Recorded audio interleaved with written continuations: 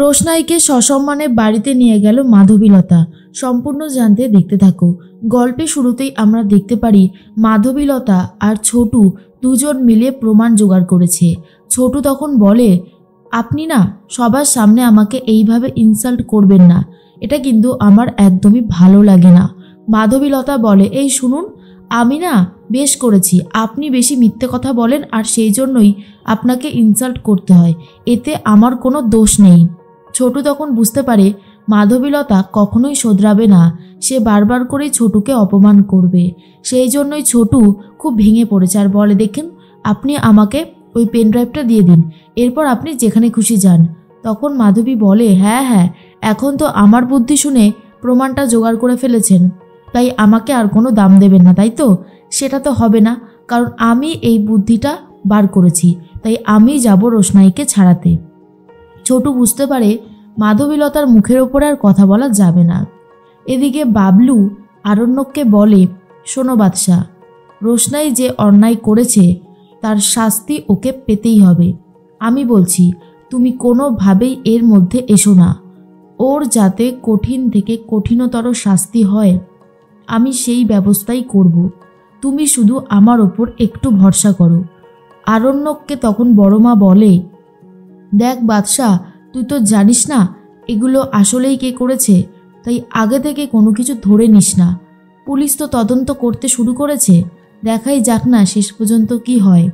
Mini বলে, আমার রোশনাই কখনোই এরকম কাজ করতে পারে না, ওর ওপরে সেই বিশ্বাস ভরসা আমার আছে।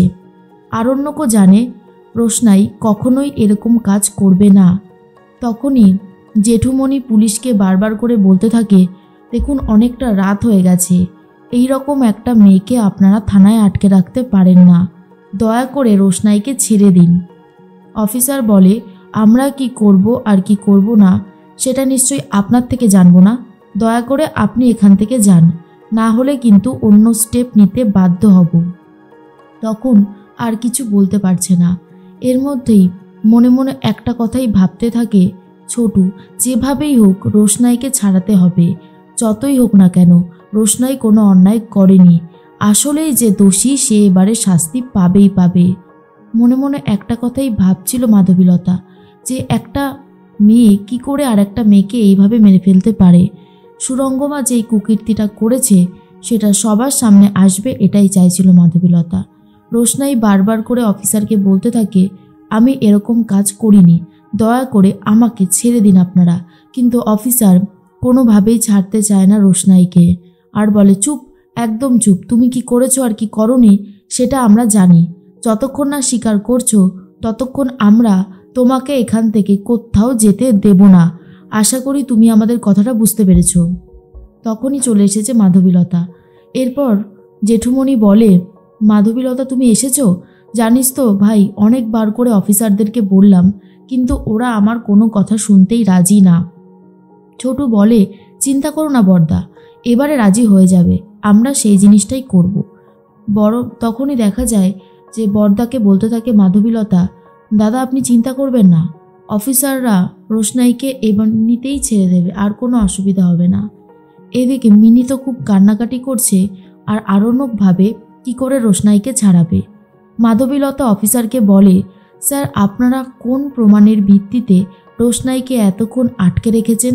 তখনই অফিসার বলে, আপনি কে, আর এইভাবে আপনি চলে এসেছেন কেন? মাধবী বলে, আমি হলাম রোশনাইয়ের বাড়ির লোক, আমার যেটা মনে হয়েছে আমি সেটাই করেছি, আমি আর&টি স্কুলের হেড মিস্ট্রেস।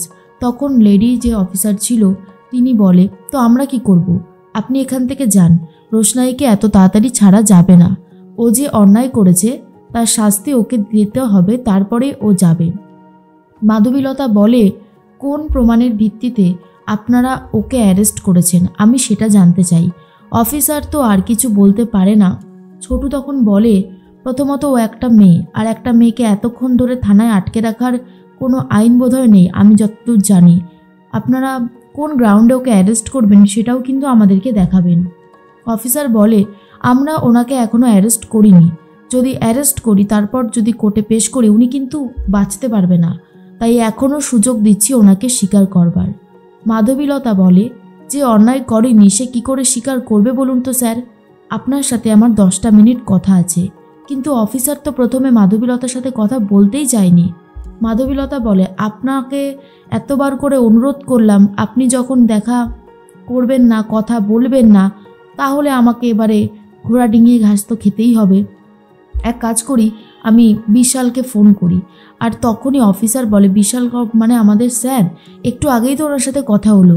মাধবী বলে, আপনারা তো আমার সাথে কথা বলতে চাইছেনই না।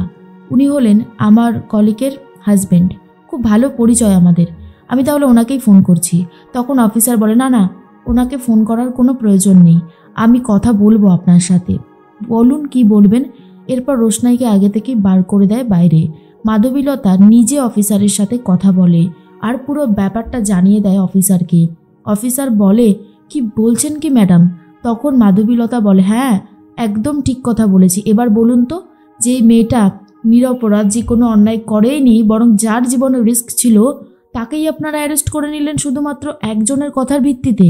অফিসার বলে, আমরা সত্যি ভুল করেছি, দয়া করে আপনি আমাদের স্যারকে জানাবেন না, আমরা হাত জোর করে ক্ষমা চাইছি। তখন লেডি কনস্টেবলটাও ক্ষমা চায়। এরপর মাধবীলতা বলে, দেখুন আপনাদের সাথে তো আমাদের শত্রুতা নেই, কিন্তু আপনারা যখন এরপর থেকে কোনো কেস সলিউশন করবেন, তখন কিন্তু অবশ্যই সবটা দেখে করবেন, কারণ আপনাদের জন্য কিন্তু অনেক সাধারণ মানুষকে হ্যারাস হতে হয়। কি আমার কথাটা আপনি বুঝতে পেরেছেন তো? অফিসার বলে, খুব ভালোভাবে বুঝতে পেরেছি ম্যাডাম, আর কখনোই এরকমটা করব না, দয়া করে আপনি আমাকে ক্ষমা করে দিন, আমার খুবই খারাপ লাগছে। তখনই মাধবীলতা বলে, এই যে কথাগুলো আপনাদের বললাম, এটা কিন্তু কাউকে বলবেন না এখনও, ঠিক আছে? এটা যখন প্রমাণ করার সময় আসবে, তখন আমি আপনাদেরকে দেখাবো।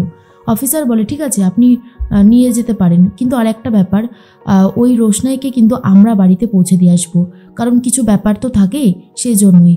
জাহ্নবী ফোন করে শুনছিল মিনির বাবার কাছ থেকে এদিকে ঠিক কী কী ঘটছে।